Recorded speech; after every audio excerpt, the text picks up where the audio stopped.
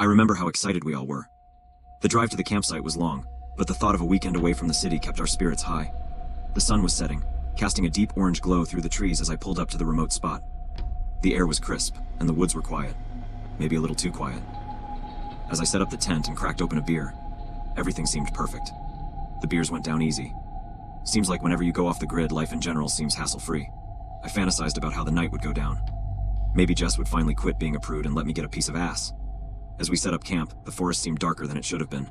Mark laughed about how much Lily squealed every time she saw a new spider. The tents were a bitch to get set up. We fought with them for a good hour before everything seemed right. We only set up two. One for Jess and I, and one for Mark and Lily. Mark and I had a pact that if one of us didn't get any, then neither of us did. We built a fire. It was hot as hell, ripping a light show into the tree line as the sun settled down over the mountain. I joked about telling ghost stories and roasting marshmallows, but the girls quickly objected. They didn't like to be scared. To be honest, the eerie feeling that kept haunting me didn't mind the idea of skipping the spooky stories either. The sun went down, and it got quiet in the woods. This quiet wasn't the peaceful kind, it was the eerie, expectant kind. I brushed it off, figuring it was just nerves, or maybe the alcohol. I only had one thing on my mind, and it wasn't the dark. It was Jess. She has been dodging me since our sophomore year. After I invited her on this trip and she accepted, I knew my suspicions had been validated. She wanted me too. I sat there with Jess beside me, soaking in the warmth and joking around. I grabbed a daddy long leg and tossed it towards Lily in jest, but she didn't appreciate that too much. She called me explicit names and we all took a swig from the bottle Mark brought. The longer we sat there, the heavier the air seemed to get, and the quiet got more quiet, if that makes sense. The trees rustled, but there was no wind. The more drunk we got, the more it seemed as if the woods themselves were listening. The fire suddenly flickered and went out. Just like that, we were plunged into darkness. We all grabbed our flashlights, but their beams seemed weak against the suffocating blackness of the forest. I directed my light towards the tree line and saw nothing. Everyone else started wrestling around trying to make their way to the tents. I grabbed Jess's hand and tried leading her to the tent, but she pulled away. I shined my light towards her and she was gone. I called out for her, but there was no response. I have never felt this kind of fear before. There was a loud crack in the distance. I called out to Mark. He didn't respond. I called out for Lily. Again, no response. I tried to rationalize this whole thing. I said, "Okay guys, quit messing with me." The silence made me realize this wasn't a joke. I retreated to the tent. Shortly after I heard this sound, it was like something solid has hit metal pole. It sent a chill down my spine. I told myself it was just an animal or maybe a falling branch, but deep down I knew it wasn't. The silence that followed was too deliberate, too unnatural. I felt the fear creeping in, slow at first, then all at once. That's when I heard the scream. It was piercing, desperate. My heart nearly stopped. I knew that scream. It was Jess. My flashlight flicked toward the sound, but I couldn't see anything. My feet moved on their own, barreling out of the tent and sprinting into the woods without thinking. Branches slapped against my face and the cold night air burned my lungs. But I kept running, chasing after that horrible sound, praying I would find my friends.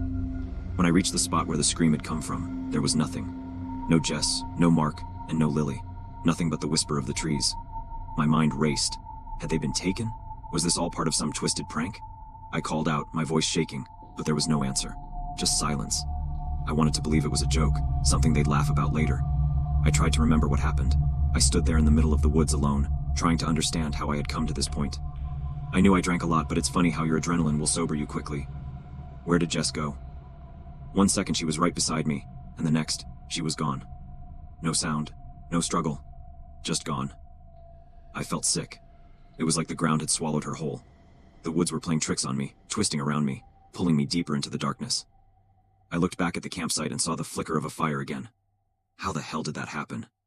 It was too dark to see anything, but since I had no better choice, I headed back to camp. I walked for what seemed to be miles, and the brightness of the light never changed. I seemed to always be too far to reach. The panic hit hard. I was alone. I stood there, breathing hard, my heart racing in my chest. I kept telling myself to stay calm, to figure this out, but the fear was overwhelming. I couldn't stop shaking.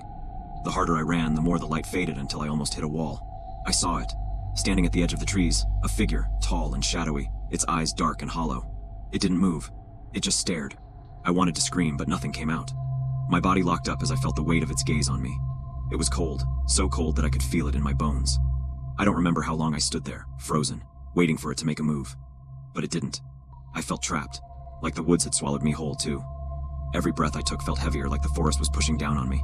I couldn't even blink anymore. I was completely paralyzed. My vision blurred until I couldn't see the figure anymore. But I knew it was still there, watching, waiting. I turned and ran. My legs were numb, my body was heavy, but I ran. I didn't stop until I was out of the woods. My chest was burning, and my mind was racing, but I didn't look back. I didn't want to know if it was still following me. I collapsed on the ground. I tried my hardest to move, but I couldn't. I thought about what death would feel like. I was scared at first, but then I realized it was likely the kindest relief I could bear. So I let myself slip away before this incredulous beast could consume me. The strangest thing happened. I felt like there was something trying to pull me back. I felt this nagging tapping on my forehead. I grew stronger and stronger until I couldn't bear it anymore and opened my eyes. It was Jess. She asked me what the hell was wrong with me and inquired about if I wanted sugar and cream in my coffee or not. I'm not dead. How did this happen? I rolled out of the tent and looked around to see a graveyard of beer cans and bottles of booze. Mark snickered as I walked over to the fire and said, "Hey man, hope you're not mad, but I didn't keep our pact." I felt so confused and bewildered. I asked him what the hell happened last night, and he replied, "You danced around the fire naked after you finished the bottle, and we had to carry you back to the tent." I didn't believe him. Something taunted me in the woods that night. Whether I had a sober mind or not, I know I'm not crazy.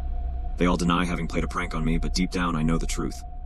I have never dreamed so vividly because it wasn't a dream. I always wondered if they were in on it.